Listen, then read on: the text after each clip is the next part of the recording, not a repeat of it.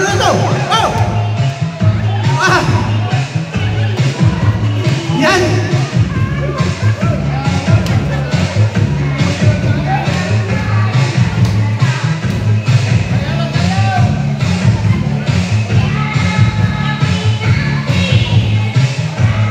Yan, hindi nagtatapos sa Misamis Occidental ang kasiyahan kahapon hanggang sa Zamboanga del Norte. Oh! Yan! Oh, hindi nagtatapos ha sa Misamis Occidental hanggang sa Zamboanga del Norte. Patuloy pa rin ang saya-saya ng UGB.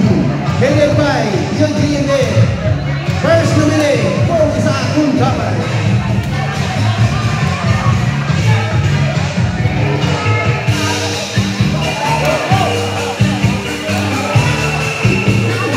Oh, tingnan nyo. Alam nila. Oh.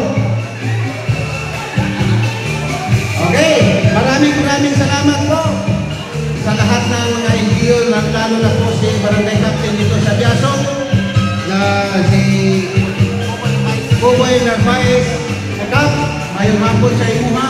Maraming salamat sa pagmanalit sa imong cover group hindi na nagsaya-saya ang mga brotherhood sa Guardians Association sa Zamboanga del Norte na pinaguluhan sa buwang amahan sa Kauluang Manila na nakakaroon diri ang Daligid Gaglo Squad, Iyog PNA Percival, Cummins, number 3 sa Gaglo Squad. O yung bandang sa iyang mga kauban, si UGB Melvin Contapay, first nominee sa UGB Party List. O usap, ang ilang second nominee si Ma'am Charo Laude. Nandito din po siya sa Zamboanga del Norte. First time niya nakarating dito sa Dipulong City. At isa pa po yung kasama niya na third nominee na si Sir Mr. Mirza. Maraming trabaho, lahat nasa kanya na.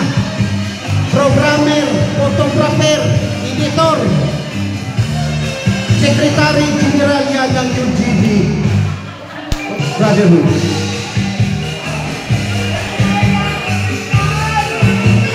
So sa lahat ng pumunta dito, habang naghihintay tayo sa snack natin, sinisayaw muna kayo. No? Sa mga iba't ibang branches na nandito, kagaya ng EGBI, EIGBI, EGBI, Eagles Guardians Brotherhood Incorporated, headed by Abdul Pampilo, at saka sa MDPI na nanguna dito po si Chairman Ludo Badina, at saka si Bro Mike Bala, nandito din siya po, at saka sa EIGBI, nandito si CNF Bong Dixon, nakita ko kanina po sa mga kasamahan nila dito. At saka yung of course, hindi po nagpapahuli ang Alakdan Tiger Guardians Incorporated. Palakpak naman kayo mga EGBI dyan!